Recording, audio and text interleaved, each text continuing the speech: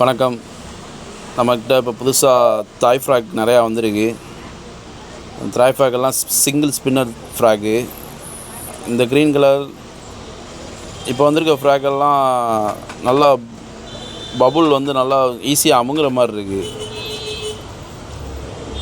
இது grey colour, எல்லாமே single spinner. Colour ஃபுல்லாகவே சைடு நிறையா கொடுத்துருக்காங்க.